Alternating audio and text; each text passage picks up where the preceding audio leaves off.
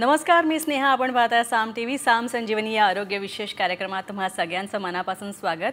मंडळी, आयुर्वेदात ऋतूंना फार महत्त्व दिलेलं आहे. ऋतू आणि त्यानुसार पंचकर्म चिकित्सा जी आहे त्यालासुद्धा महत्त्व आहे, कारण ऋतूप्रमाणे आपलं आचरण असावं असं आयुर्वेद सांगतं. आता म्हणजे नेमकं काय करायचं असतं किंवा पंचकर्माविषयी जर आपण बोलायचं ठरवलं तर थंडीत किंवा या हिवाळ्याच्या दिवसांमध्ये पंचकर्म किती महत्त्वाचं आहे, किंबहुना ते करावं का, ऋतूप्रमाणे आपण पंचकर्माची चिकित्सा करू शकतो का, याविषयी आपण जाणून घेणार आहोत. आणि त्यासाठी आपल्या स्टुडिओत आलेले आहेत आत्मसंतुलन केंद्र कार्लाच्या डॉक्टर मालविका तांबे. स्वागत करूया त्यांचं. मॅडम, स्वागत तुमचं. नमस्कार, थँक्यू. तर तुम्ही सुद्धा या कार्यक्रमात सहभागी होऊ शकता आणि त्यासाठी आमचा स्टुडिओ क्रमांक आहे 022-410-10-610. चला तर मात्र चर्चेला सुरुवात करूया. मॅडम, ऋतुचर्या यात आयुर्वेदाला खूप महत्त्व आहे आयुर्वेदात. पण मला एक सांगा की आपण पंचकर्माच्या बाबतीत जर म्हणायचं झालं तर आपण म्हणतो की पावसाळ्यात करावं, असं आम्ही बऱ्याच ठिकाणी वाचलेलं पण आहे, बरेच लेख वाचलेले आहेत. पण ऋतू आता थंडी आहे, तर मग थंडीत आपण करू शकतो का पंचकर्म? बघा कसं आहे, पंचकर्म हा खरा आपल्या शरीरातल्या संपूर्ण डिटॉक्सिफिकेशनची प्रोसिजर आहे. म्हणजे शरीराच्या आत वात, पित्त, कफ यांच्यात होणारा कुठलाही जो असंतुलन आहे त्याला परत संतुलनाला आणण्याकरता आपल्याला शास्त्रोक्त पंचकर्म करायला आयुर्वेदामध्ये सांगितलेलं आहे. आता खरं ऋतूची त्याला कुठलीच बाधा नाही आहे. म्हणजे या ऋतूत करू नये किंवा त्या ऋतूत करा अशा प्रकारचा खरं कुठलाही सल्ला आयुर्वेदामध्ये दिलेला नाही आहे. पण मुख्य काय आहे आपल्याला याच्यामध्ये समजण्यासारखं आहे की आज आपण का थंडीतल्या पंचकर्माबद्दल बोलतो का, की थंडी किंवा हिवाळा आपण ज्याला म्हणतो ती ऋतू इतकी चांगली आहे की आपल्याला काहीही गोष्ट करायची इच्छा या काळामध्ये होते. आयुर्वेदात सुद्धा सांगितलेलं आहे की या ऋतूत केलेली प्रत्येक गोष्ट आपल्या शरीराला मानवते. तर जे काही आरोग्यदायी गोष्टी आपण या काळामध्ये करू त्या सगळ्यांचा फायदा आपल्याला शरीराकरता होऊ शकतो. आता तुम्ही विचार करा की अंगाला तेल लावण्याचे जर का आपण म्हणलं की अंगाला जाऊन तेल लावा, तर पावसाळ्यात व्यक्ती म्हणेल की अरे बापरे, आता सगळीकडे खूप ह्युमिडिटी आहे, आता कुठे मी अंगाला तेल लावू. किंवा गरमीच्या दिवसांमध्ये लोक म्हणतील की थोडीशी चिकचिक वाटते, बाबा आता कुठे मला अंगाला तेल लावायची इच्छा नाही. पण तेच हिवाळ्याचा ऋतू म्हटला की अंगाला तेलसुद्धा लावायची इच्छा होते.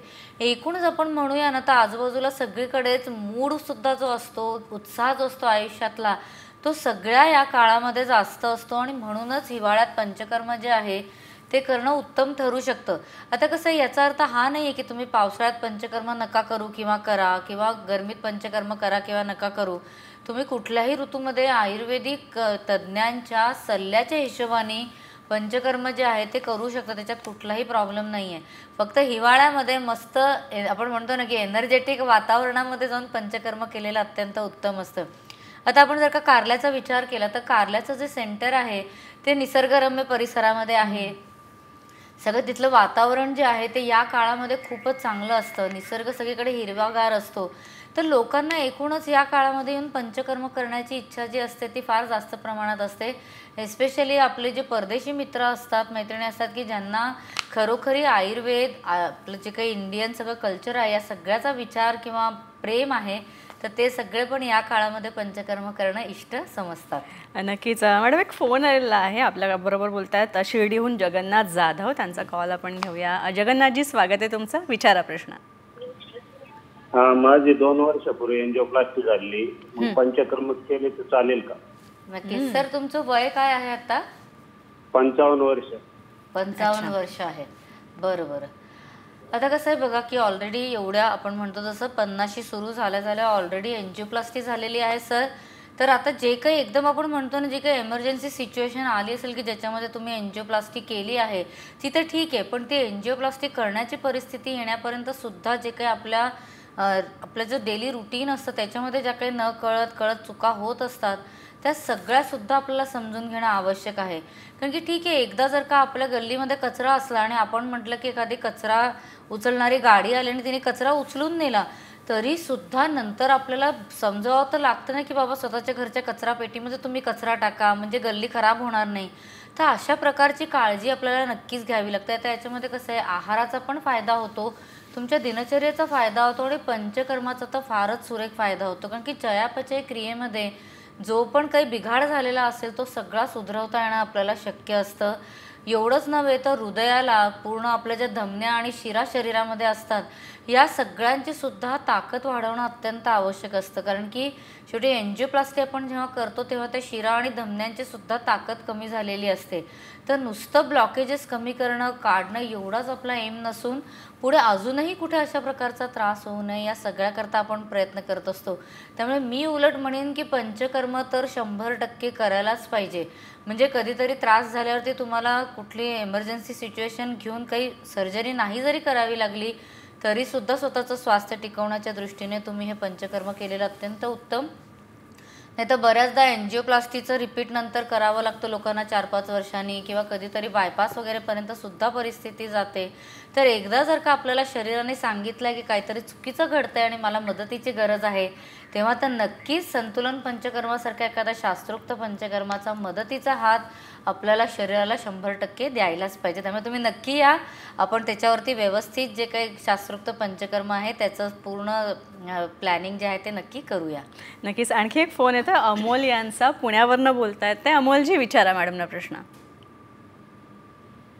नमस्कार मॅडम, मी अमोल बसवडे बोलतोय. हा बोला. पंचकर्म कुठल्या प्रकारचे असतात आणि म्हणजे कुठल्या रोगासाठी ते उपयोगी असेल, आणि तिसरी गोष्ट म्हणजे किती दिवस लागतात पंचकर्म करायला? अच्छा, खरं तर याच प्रश्नावर मी येणार होते. अगदी करेक्ट. खूपच चांगला प्रश्न आहे सर. आता बघा कसं होतं की पंचकर्म म्हणजे आपण म्हणतो की 5 कर्म आहेत असं बऱ्याचदा लोकांना वाटतं. म्हणजे ते मुख्य जे त्याच्यातले कर्म आहे त्याच्यामध्ये आपण जसं म्हणतो वमन आहे, विरेचन आहे, बस्ती आहेत 2 प्रकारच्या, रक्तमोक्षण आहे. तर असे सगळे त्याच्यामध्ये वेगवेगळे कर्म असतात. पण त्याच्यातल्या थेरपीज ज्या असतात त्या बऱ्याच प्रकारच्या असतात आणि त्या प्रत्येक रोगाच्या हिशोबाने त्या थेरपीचा प्रकारसुद्धा बदलतो आणि त्याच्यामध्ये वापरणारी जी द्रव्य असतात, औषधं असतात किंवा देण्याची सुद्धा जी पद्धत असते ती सगळी त्याच्यामध्ये बदलत असते. पंचकर्माला काही पूर्वकर्मसुद्धा सांगितलेले आहेत की जे कदाचित ज्या लोकांनाही पंचकर्मामध्ये इंटरेस्ट असेल त्यांनी स्नेहन स्वेदन असे 2 शब्दसुद्धा ऐकलेले असतील. तर शरीराची आपल्याला तयारी करावी लागते की आतले सगळे जे विषद्रव्य आहेत, सगळा जो साठलेला आम आहे, चुकीचं सगळं इम्बॅलन्स आहे, तो सगळं आपल्याला तयार करून शरीराच्या बाहेर फेकावा लागतो. म्हणजे जसं आपण घरामध्ये कसं स्वच्छ करायचं असलं तर व्यवस्थित आपल्याला केरसुणी घेऊन सगळा कचरा एकत्र करावा लागतो, एखादा पोछाचं कापड घ्यावं लागतं, ठरवावं लागतं कुठल्या कोपऱ्यापासून कशी स्वच्छता सुरू करायची आहे. तशाच प्रकारे ही सगळी स्वच्छता आपल्याला प्लॅन करावी लागते. कुठल्या रोगावरती काम करता असं विचाराल सर, तर मी म्हणेन की कुठला रोग असा नाहीच आहे की ज्याच्यावरती पंचकर्माचं कार्य नाही होऊ शकत. कारण की पंचकर्म इतकं कस्टमाइज्ड गोष्ट आहे की ती प्रत्येक व्यक्तीला त्याच्या वय, त्याची प्रकृती, त्याचा आजार सगळ्या दृष्टीने आपल्याला पंचकर्म प्लॅन करता येतं. आणि साधारणपणे जेव्हा शास्त्रोक्त पंचकर्म आपण करतो तेव्हा 10 दिवसांपासून 1 महिन्यापर्यंतचा आणि काही प्रकारचे फॉलोअप्स नंतर 2 दिवसाचे, 5 दिवसाचे, 12 दिवसाचे, 10 दिवसाचे असे वेगवेगळे लागतात. त्यामुळे प्रत्यक्ष मार्गदर्शन घेतलं तर याबद्दलची व्यवस्थित अजून जास्त इन्फॉर्मेशन जी आहे ते तुम्हाला नक्की मिळू शकेल. अच्छा, सलग आणखी एक फोन येतो. वैशाली पाटील बोलतात आपल्यासोबत. वैशालीजी स्वागत आहे, विचारा तुमचा प्रश्न. हॅलो, नमस्कार मॅम. नमस्कार. नमस्कार मॅम, माझा प्रश्न असा आहे की माझी 12 वर्षाची आहे. तिचे हात आणि पायाचे पंजे आणि हाताचे पंजे खूप गरम राहतात. तर असं कसं होऊ शकतात? अच्छा, किती वर्षाचं बाळ? 12 वर्षाची मुलगी आहे त्यांची. तिचे हात आणि पाय गरम राहतात असं म्हणायचं. अच्छा अच्छा, बरं. आणि हे अख्खं महिना तुम्हाला असा तिचा त्रास असताना जाणवतो की काही विशिष्ट दिवशी फक्त जाणवतोय? नाही, तिचे हात कंटिन्यू, अच्छा, सलग जाणवतात. आणि हाताचे पंजे कंटिन्यू कुठलाही ऋतू राहिला ते गरम राहतात. बरं बरं, ठीक आहे. कसं आहे बघा, शरीरामध्ये जेव्हा पित्ताचे काही दोष असतात तेव्हा आपल्याला हा बऱ्याचदा अशा प्रकारचा त्रास जाणवतो की आयदर हात आणि पाय खूप गरम वाटतात किंवा काही टेम्परेचर डिफरन्सेस जे आहेत ते सुद्धा काही लोकांना जाणवतो. म्हणजे कोणाची तरी मानमध्येच गरम असते, कोणाचे तरी फक्त तळहात गरम असतात, कोणाचे फक्त पाय गरम असतात. आणि बऱ्याचदा लोक जेव्हा अशा व्यक्तींना टच करतात किंवा हातात हात घेतात तेव्हा समोरच्याला ताप आहे का अशा प्रकारची त्यांना भावना मनामध्ये येते. तर त्याच्याकरता सगळ्यात सोपा उपाय आहे ते म्हणजे नियमितपणे संतुलन पित्तशांतीसारख्या ज्या गोळ्या आहेत त्या अशा व्यक्तींनी घ्यायला पाहिजे. त्याचबरोबरीने जमत असेल तर संतुलनचं जे पादाभ्यंग घृत आहे आणि त्याच्याबरोबर काशाची वाटी येते त्याचाही वापर जर का तुम्ही नियमितपणे तुमच्या मुलीकरता करायला सुरू केलात तर त्याचाही फायदा तिला नक्की होऊ शकेल. साधारण एक 10-15 मिनटं दिवसभरामध्ये द्यावे लागतात, फार काही नाही. माझे यूट्यूब चॅनल जो आहे त्याच्यावरती पादाभ्यंगाचे व्हिडिओ आहेत 2, तर ते ताई तुम्ही नक्की बघावे. आणि आत्ता मुलगी 12 वर्षाची आहे, शरीरामध्ये हॉर्मोन्सचे सुद्धा चेंजेस आत्ता सुरू होणार आहेत, तर त्या सगळ्या दृष्टीने तिला शतानंतसारखी पावडर जी आहे ती दुधामधून देणं नियमितपणे त्याचा फायदा होऊ शकेल. आणि तसंच अनंत सॅन या ज्या गोळ्या आहेत किंवा प्रवाळ पंचामृत याही तुम्ही तिला नियमाने द्यायला सुरू करा, म्हणजे तिची तब्येत जी आहे ती व्यवस्थित राहू शकेल. नक्कीच. आणखी रंजनाजी बोलतात आपल्याबरोबर, रंजना खंडारे यवतमाळवरून. बोला. संपर्क तुटलेला आहे. मला खरं तर स्त्रियांच्या बाबतीत एक विचारायचं आहे मॅडम, की असं म्हणतात की मासिक धर्म जेव्हा सुरू असतो स्त्रीचा तेव्हा पंचकर्म करावं की नाही, हा एक प्रश्न विचारला जातो, तर याबद्दल काय सांगाल? बघा कसं आहे की पंचकर्म हे शरीरातल्या आतल्या जाऊन आपण सगळं काम करणार असतो. जेव्हा पाळी आलेली असते तेव्हा आपल्या शरीरामध्ये ऑलरेडी छोट्या खानिका म्हणावं पण शुद्धीची एक प्रक्रिया ऑलरेडी सुरू असते आयुर्वेदाच्या मताने. आणि त्यामुळे त्या शुद्धीच्या प्रक्रियेमध्ये आपण कुठलीही दुसरं जी थेरपी आहे ते देणं करेक्ट नाही समजत. त्यामुळे 3 ते 4 दिवस जोपर्यंत स्त्रियांना रक्तस्राव होतो आहे तोपर्यंत आपण कुठल्याही प्रकारची पंचकर्माशी रिलेटेड थेरपी जी आहे ती देत नाही. उलट त्या काळामध्ये तिने व्यवस्थित आराम करावा, व्यवस्थित खाण्यापिण्याची काळजी घ्यावी, याकरता आपले जास्त प्रयत्न आत्मसंतुलनच्या केंद्रामध्ये आपण करत असतो. अच्छा, मला एक सांगा की पंचकर्म जेव्हा आपण थंडीत करतो तर एकतर आपण कारल्यात ते करतोय आणि इतका चांगला परिसर असतो किंवा तिथल्या ज्या वाईब्स आहेत कारल्यात केंद्रातल्या आपल्या त्या खूप सुंदर आहेत आणि त्यामुळे कशा प्रकारे आणखी चांगला सकारात्मक परिणाम होऊ शकतो पंचकर्माचा थंडीत केला आपण विशेषतः? तर म्हणजे मुख्य कसं असतं की आज आपण जसं मी म्हणते की वातावरण खूप चांगलं आहे, तिथे निसर्गरम्य परिसर आहे, तर एकूणच जो उत्साह असतो त्या काळातला तो सगळ्यांमध्ये जास्त आपल्याला दिसतो. खाण्यापिण्याच्या सुद्धा ज्या गोष्टी आपण या काळामध्ये खात असतो तर त्याचा सुद्धा परिणाम आपल्या शरीरावरती जास्त व्यवस्थित दिसतो. अग्नी असते ती जास्त व्यवस्थित काम करत असते. त्यामुळे एकूणच पंचकर्मामध्ये आपण कसं करतो तर अग्नीची शुद्धी असते. म्हणजे आपल्या शरीरामध्ये ज्या वेगवेगळ्या अग्नीचे प्रकार आयुर्वेदामध्ये सांगितलेले आहेत त्यांचं कार्य व्यवस्थित चालण्याच्या दृष्टीने आपण पंचकर्मामध्ये बरीच मदत करत असतो. त्यामुळे नॅचरली जेव्हा अग्नी जर का व्यवस्थित काम करतो आणि त्याच्यावरती आपण काम करायला घेतलं तर कार्य जास्त व्यवस्थित होईल ना. जी अग्नी आता पावसाळ्याच्या दिवसांमध्ये अग्नीच जर का व्यवस्थित शरीरामध्ये नसली तर मग तिला संदूषित करून म्हणजे तिला व्यवस्थित चालू करून आपल्याला तिच्यावरती काम करावं लागतं. त्यामुळे स्टेप्स जे आहेत ते थोडेसे जास्त घ्यावे लागतात. पण आपल्याला हिवाळ्यातलं पंचकर्म जे आहे ते कमी याच्यामध्ये आपल्याला जास्त चांगले परिणाम ह्याच्यामध्ये मिळवता येतात.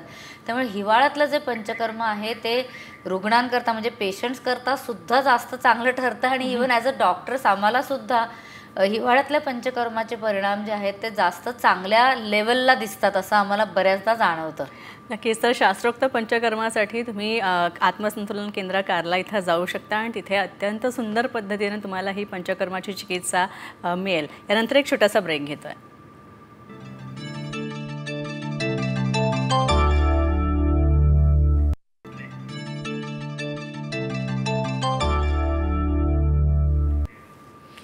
ब्रेकनंतर साम संजीवनीमध्ये आपलं स्वागत. आपल्यासोबत आहेत डॉक्टर मालविका तांबे. डॉक्टर, एक फोन आलेला आहे हैदराबादवरनं बोलतायत कविताजी. कविताजी, विचारा प्रश्न. आपण घ्यावे. अच्छा, संपर्क तुटलेला आहे बहुतेक, त्यांच्यापर्यंत आवाज पोहोचत नाही आहे. पण मला एक सांगा, पंचकर्म हे वयाच्या कितव्या वर्षापासून सुरू करावं आणि अत्यंत वयोवृद्ध व्यक्तीसुद्धा पंचकर्म करू शकतात का? कसं बघा, तसं तर पंचकर्माला फारसं वयाचं बंधन नाही आहे, कारण की आपल्याला प्रत्येक व्यक्तीच्या गरजेप्रमाणे ते पंचकर्म कस्टमाइज करावं लागतं. पण तरीसुद्धा एक साधारणपणे गरज नसली तर आपण साधारण 20-22 वर्षाच्या वयापर्यंत पंचकर्म सहसा करत नाही. सगळं व्यवस्थित असलं तर मग कदाचित रसायनं किंवा इतर काही गरज असेल नॉर्मल विकासाच्या दृष्टीने तर आपण ते काही औषधं वगैरे सांगतो, पण नाहीतर पंचकर्माची सहसा गरज पडत नाही. पण अगदी आत्तापर्यंत आपण आत्मसंतुलनचा सगळा इतिहास पाहिला तर त्याच्यामध्ये डर्मेटायटिस वगैरे सारखे जे काही अगदी म्हणतो ना की खूपच त्रासदायक आजार लहान मुलांना होते, तर इव्हन 2 वर्षाच्या वयाच्या मुलांना सुद्धा आपण पंचकर्म केलेलं आहे. ते अगदी 85 वर्षाच्या वयापर्यंत आपण पंचकर्म आत्तापर्यंत कार्यालयात केलेलं आहे यशस्वीरित्या. फक्त एवढंच आहे की त्याच्यामध्ये डॉक्टरचा स्वतःचा अनुभव आणि त्याची करण्याची पद्धत या सगळ्याचा विचार आपल्याला खूप करावा लागतो.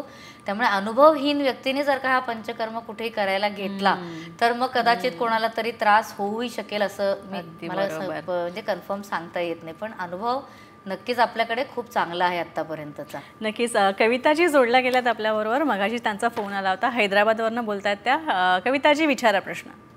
हॅलो मॅडम, नमस्कार. नमस्कार. मॅडम, माझ्या मिस्टरांना 6 महिने झालं असं ते आपल्या पित्त अंगावर उठते ना, मोठमोठ्या गांधीचे चकते येतात. अच्छा. आणि ते खास पण सुटते त्याला. बरं. अच्छा. आणि ते दुसऱ्या ते सिट्रेजिन टॅबलेट घेतली ना, ते दुसऱ्या दिवशी कमी होतात लगेच. अच्छा अच्छा. बरोबर. खरं. आता कसं होतं की आपल्या शरीरावरती खरं कुठल्याही प्रकारची ॲलर्जी येत असली, अर्टिकेरिया होत असला, गांधी उठत असल्या, तर व्यक्तीने फक्त अशा प्रकारे अँटीहिस्टॅमिन्स वेगवेगळ्या कंपनीजच्या घेऊन ते तेवढ्यापुरतं दाबणं त्याचा काही फायदा होत नाही. आपल्याकडे बरेचसे केसेस असे आहेत की ज्यांना 8-8 दिवसात एक गोळी लागत होती, म्हणजे गांधी नको यायला. त्याच्याकरता हळूहळू जसे वर्ष उलटत गेले तसं ते वाढत दिवसाला 4-4 गोळ्या घ्याव्या लागतात आणि तरी गांधी कमी होत नाही. असे सुद्धा लोक आपल्याकडे पंचकर्माला आलेली आहेत. आता जर का पंचकर्माला इमिजिएटली येणं शक्य नसलं तर आत्ता तरी तूर्त गांधी येतात, त्याच्याकरता संतुलनच्या पित्तशांतीच्या टॅबलेट्स आहेत ते सकाळ संध्याकाळ नियमाने घ्यायला सुरू करावं. तसंच गुलकंद स्पेशल जो आहे संतुलनचा, तोही नियमाने सकाळ संध्याकाळ 1-1 चमचा घ्यायला हरकत नाही. एकूणच आपल्या स्किनची ताकद व्यवस्थित राहण्याच्या दृष्टीने, त्याची हेल्थ व्यवस्थित राहण्याच्या दृष्टीने संतुलनचं मंजीसारसारखं जे आसव आहे तेही ताई नियमाने घेतलं तर त्याचाही फायदा जो आहे तो नक्की मिळू शकेल. स्त्रियांच्या केसमध्ये अशा प्रकारे जेव्हा हिस्टॅमिनचे त्रास आपल्याला होताना दिसतात तेव्हा इवन योनी पिचूचा सुद्धा खूप फायदा होतो. त्यामुळे संतुलन फेमिसॅन तेलासारखा एखाद्या तेलाचा योनीभागी पिचूही ठेवायला सुरू केलं तर मला वाटतं त्याचाही फायदा जो आहे तो नक्की मिळू शकेल. आणि एकूण खाण्यामधून आत्ता तरी आंबवलेले पदार्थ किंवा मशरूम्स, शिमला मिरची वगैरे सारखे जे शरीरामध्ये पित्ताचा दोष तयार करणाऱ्या गोष्टी आहेत त्या नक्की आवर्जून वगळाव्या. आणि चायनीज वगैरे फूड जे आहे ते नक्की खाऊ नये. आणि खूप प्रमाणात तिखट गोष्टी याही जर का खाण्यामध्ये ठेवला तर स्किन अशा प्रकारे रिॲक्ट करू शकते. तर थोडी खाण्यापिण्याची काळजी घ्या. आत्ता सांगितलेले जे थोडी औषधं आहेत ती तुम्ही घ्यायला नक्की सुरू करा, तर त्याच्याने त्रास कमी होईल. आणि पंचकर्म करू शकलात तर फारच लवकर याच्यामध्ये मदत जी आहे ती मिळू शकेल. अच्छा, औरंगाबादवरनं आपल्यासोबत जोडल्या गेलेल्या आहेत कोमलजी, कोमल कारेकर. विचारा प्रश्न तुमचा. मॅडम, मला ना 2-3 महिन्यापासून हाताला ना असे गाठी येत आहेत. एक आली गाठ, आता दुसऱ्या साईडला येण्याची दिसते चान्सेस. अच्छा अच्छा. आणि गाठ दुखते आहे का ताई तुम्हाला? नाही, गाठ वगैरे दुखत नाही, फक्त फुगून आली आहे. ओके. बघा कसं आहे, आयुर्वेदामध्ये असं सांगितलेलं आहे की शरीरामध्ये कुठल्याही प्रकारचं जर का ग्रोथ होत असेल तर त्याची व्यवस्थितपणे तपासणी करून काढण्याची गरज असली तर काढायचं. म्हणजे त्याच्यावरती दुर्लक्ष करता कामा नये, कारण की शरीरात कुठेही गोष्ट चुकीची कारणाने होत नसते. त्यामुळे कारण जे आहे ते समजून त्याच्यावरती त्वरित उपचार जे आहे ते घेणं अत्यंत आवश्यक आहे. तर ते तुमचं वयाच्या हिशोबाने काही दुसरा अजून काही प्रॉब्लेम आहे का की ज्याच्यानंतर हे गाठी वगैरे तयार व्हायला लागल्या आहेत, या सगळ्याची सुद्धा हिस्ट्री जी आहे ती आपल्याला बघणं अत्यंत गरजेचं आहे. त्यामुळे प्रत्यक्ष मार्गदर्शन घेतलं तर त्याचा जास्त फायदा होऊ शकेल. पण तरीसुद्धा आत्ता घरी तुम्ही एक जे करू शकता ते म्हणजे संतुलन रोज ब्युटी जे तेल आहे ते जर का तुमच्या घरी असलं किंवा तुम्हाला इझिली मिळू शकत असलं तर हलक्या हाताने ते रोज ब्युटी तेल जे आहे ते तुम्ही गाठींना लावायला सुरू करा. शक्य झाल्यास छोटासा कापसाचा बोळा जो असतो तो भिजवून सुद्धा तुम्ही जर का रोज ब्युटी तेल त्या गाठीवरती ठेवलं आणि त्याला व्यवस्थित आपण पट्टी लावतो तशी तुम्ही ती पट्टी लावून आणि त्याच्यावरती एक साधारण 1-1.5 तास तरी ते रोज ब्युटीचं भिजवलेली पट्टी राहिली तर बऱ्याचशा केसेसमध्ये आपल्याला ती जी गाठीचा आकार आहे तो कमी होताना आपल्याला दिसतो. आणि त्याचबरोबरीने घरी शक्य असलं तर एरंडेल तेल जे आहे ते सुद्धा चांगल्या प्रतीचं आणून ते पण हलक्या हाताने गाठींवरती लावायला सुरू करा. पण अशा प्रकारच्या गाठी आहेत त्या बऱ्याचदा वाढतात किंवा दुसरा काही त्रास होऊ शकतो. चुकीच्या जागी असल्या तर नर्ववरती प्रेशर येणं किंवा इतर आजूबाजूच्या अवयवांवरती प्रेशर येणं अशा प्रकारचे निरनिराळे त्रास होऊ शकतात. तर नक्कीच तुम्ही तज्ज्ञांचं मार्गदर्शन घेऊन याच्यावरती त्वरित उपचार करून घ्यावे. अच्छा, चंद्रपूरवरनं आणखी एक फोन आहे वैशाली यांचा. वैशालीजी विचारा प्रश्न. वैशालीजी, तुम्हाला आवाज ऐकू येतोय? अच्छा, संपर्क तुटलेला आहे. पण मला एक सांगा, पंचकर्माची ही जी चिकित्सा आहे, ही निवासी पंचकर्माची चिकित्सा आपण तर देतोच, मात्र समजा काहींना शक्य होत नाही राहणं तिथे, तर अशा वेळी तुम्ही काय सजेस्ट कराल? बघा कसं आहे की कुठलीही गोष्ट आहे त्याचं जर का आपण प्रॉपर नियम पाळून आणि त्याची जशी सांगितलेली पद्धत आहे त्या पद्धतीने केलं तरच त्याचा खरा आपल्याला फायदा मिळताना दिसतो. आपण जर का विचार केला की आज मला जसं शक्य आहे तसं मी पंचकर्म करीन किंवा करवून घेईन, तर त्याच्यातनं त्याचे रिझल्ट जे आहेत ते नक्कीच कॉम्प्रोमाइज होतात. आता आपण कुठल्याही गोष्टी करता शॉर्टकट मारला तर त्याचे त्रास आपल्याला होणारच आहेत. त्यामुळे कुठलीही गोष्ट असेल त्याला आपण जे काही शास्त्राने सांगितलेली संमत पद्धत असेल त्याच्याच हिशोबाने केलं तर जास्त बरं असतं. आता गॅस आहे, आपण घरी म्हटलं की नाही मला या प्रकारची नळीच नको किंवा मी ऑन ऑफ करायला मला जे सांगितलेलं आहे ते मी करणारच नाही, मला वेळच कमी, मी हाय फ्लेमवरतीच भाजी जी आहे ती शिजवीन, असा सारखा जर का आपण विचार केला तर त्या गोष्टीतले सगळे असलेले जीवनसत्व आहे ते चालले जातात. गॅस आहे त्याच्यातनं धोका तयार होऊ शकतो, ॲक्सिडेंट्स होऊ शकतात. म्हणजे त्यामुळे कुठल्याही गोष्टीला टू डूचे जे काही रूल्स दिलेले असतात ते रूल्स फॉलो करणं अत्यंत गरजेचं आहे. आता आपण कारल्यामध्ये गेले 40 वर्ष पंचकर्म करतो आहोत, तर पंचकर्माचे मिळणारे जे अप्रतिम परिणाम आपल्याला दिसतात त्याच्यातनं आपल्याला कुठल्याही पेशंटला असं म्हणावं नाही लागत की तुम्ही परत पंचकर्माला या, किंवा त्रास असेल कोणाला दुसऱ्याला तर तुम्ही ते सांगा. आपसुकच लोक जाताना आम्हाला सांगतात की मला इतका फरक पडला आहे की मी आता माझ्या संपूर्ण परिवाराला या पंचकर्माबद्दल सांगणार आहे. आजकाल तर व्हॉट्सॲपचे वेगवेगळे ग्रुप्स असतात फॅमिलीजचे, फ्रेंड्सचे, तर लोक स्वतःचा अनुभव तिथूनच डायरेक्टली शेअरच करायला सुरू करतात. त्यामुळे काय चांगली गोष्ट जेवढी असेल, जेवढं आपण त्याला व्यवस्थितरित्या करू शकू तेवढा आपल्याला त्याचा फायदा जास्त मिळतो आणि शास्त्राचं सुद्धा नाव त्याच्यामध्ये टिकून राहतं असं मला वाटतं. की श्री गुरु डॉक्टर बालाजी तांबे नेहमी म्हणायचे की आपण शास्त्रापेक्षा मोठे नाही आहोत, शास्त्राने जे सांगितलेलं आहे ते तसं तंतोतंत पाळलं तर आपल्याला त्याच्यातनं रिझल्ट्स मिळतील. त्या शास्त्रामध्ये आपण आपली मानवी बुद्धी जर का लावायला लागलो किंवा आपल्या आजूबाजूच्या परिसरात आत्ता जे काही प्रॉब्लेम्स आहेत त्याच्यामध्ये काटकसर जेव्हा आपण करायला सुरू करूया तेव्हा शास्त्रसुद्धा आपल्याला देणारा रिझल्ट काटकसर करूनच देणार आहे. त्यामुळे मला तरी असं वाटतं की प्रत्येकाने खरं शास्त्रोक्त पंचकर्माकरता वेळ काढणं अत्यंत गरजेचं आहे. आपण सुट्ट्यांना जातो, आपण सहलींना जातो, आपण काही आजार झाला किंवा काही त्रास झाला की आपण एमर्जन्सीमध्ये हॉस्पिटलमध्ये जाऊन राहतो, तर शेवटी आपण स्वतःकरता जेव्हा गरज असते तेव्हा वेळ काढतोच ना. ताप भरला की आपण काय ऑफिसला जाऊ शकत नाहीच आहे. त्यामुळे जेव्हा आपण गरज पडते, एमर्जन्सी येते तेव्हा जर का आपण वेळ काढू शकतोय तर का नाही आपल्याला ठरवून हा व्यवस्थित शास्त्रोक्त पंचकर्म करण्याकरता वेळ काढावा. आणि जगभरातली लोक कारल्याच्या सेंटरला पंचकर्माला येतात, तर मला वाटतं भारतीयांना तर ते नक्कीच शक्य झालं पाहिजे, कारण की it is accessible to them easily. काही 7 समुद्र पार म्हणतो आपण तसे काही 7 समुद्र ओलांडून त्यांना यावं लागत नाही आहे. तर नक्कीच भारतीयांनी तर शास्त्रोक्त गोष्टी करता उलट आग्रह धरला पाहिजे की आमच्याकडलं कल्चर, आमच्याकडलं जे काही शास्त्र आहेत ते सगळं आम्ही पाळून व्यवस्थित सगळं करणार आहोत. त्यामुळे शास्त्रोक्त पंचकर्माला मला असं वाटतं पर्याय नाही आहे. आणि नक्कीच मॅडम, मला असं वाटतं की आणि आरोग्य म्हणजे आपलं सगळ्यात मोठं धन आहे आणि ते जर आपल्याला मिळवायचं असेल तर पंचकर्मासारखी चिकित्सा जी आहे, जी शास्त्रोक्त आहे आणि आत्मसंतुलन केंद्र इथे तुम्हाला ती मिळू शकते सुंदर पद्धतीने आणि ते अतिशय उत्तम या सगळ्याचे रिझल्टसुद्धा आपल्याला मिळतात आणि आपल्या चांगल्या आरोग्यासाठी आपण एवढं नक्कीच करू शकतो. डॉक्टर, तुम्ही इथे आला त्यासाठी खूप खूप आभार. मलाही आनंद आहे. यानंतर आपण इथेच थांबतोय. नमस्कार.